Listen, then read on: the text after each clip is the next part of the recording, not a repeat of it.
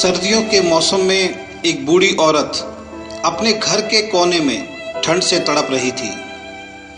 जवानी में उसके पति का देहांत हो गया था। घर में एक छोटा बेटा था।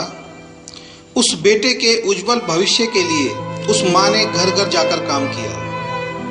काम करते करते बहुत थक जाती थी, लेकिन फिर भी आराम नहीं करती थी।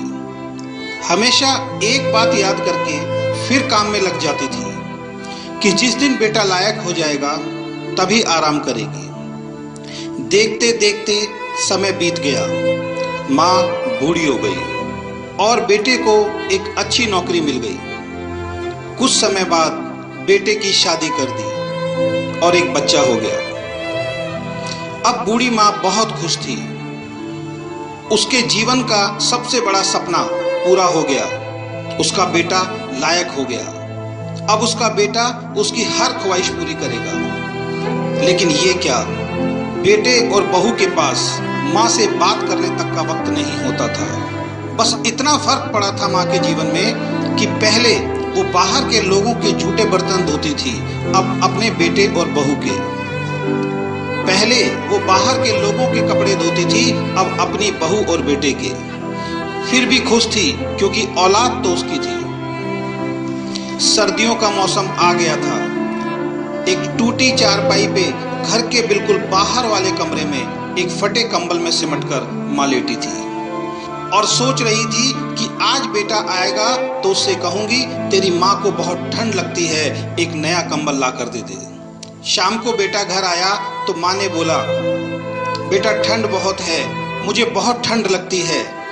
और बात ठंड की नहीं है, मैं बूढ़ी हो गई हूँ इसलिए शरीर में जान नहीं है। इस फटे कंबल में ठंड रुकती नहीं है। बेटा कल एक कंबल ला के दे दे। बेटा गुस्से से बोला, इस महीने घर के राशन में और बच्चे के एडमिशन में बहुत खर्चा हो गया है। पोते को स्कूल में एडमिशन कराना है, कुछ पैसे हैं, लेकिन उस बच्चे का स्वेटर लाना है। तुम्हारी बहू के लिए एक शॉल लाना है। तुम तो घर में ही रहती हो, सहन कर सकती हो, हमें बाहर काम करने के लिए जाना होता है। सिर्फ 2 महीने की सर्दी निकाल लो, अगली सर्दी में देखेंगे। बेटे की बात सुनकर माँ चुपचाप उस कंबल में सिमट कर सो गई। अगली सुबह देखा तो माँ अब इस दुनिया में नहीं थी। बेटे ने सबको खबर दी कि माँ अब दुनिया में नहीं है। सब रिश्तेदार, दोस्त, पड़ोसी इकट्ठे हो गए। बेटे ने माँ की अंतिम यात्रा में कोई कमी नहीं छोड़ी थी। माँ की बहुत बढ़िया अर्थी सजाई थी, बहुत महंगा शॉल माँ को उड़ाया था। सारी दुनिया अंतिम संस्कार देखकर कह रही थी, हमें भी हर जन्म में भगवान ऐसा ही बेटा मिले।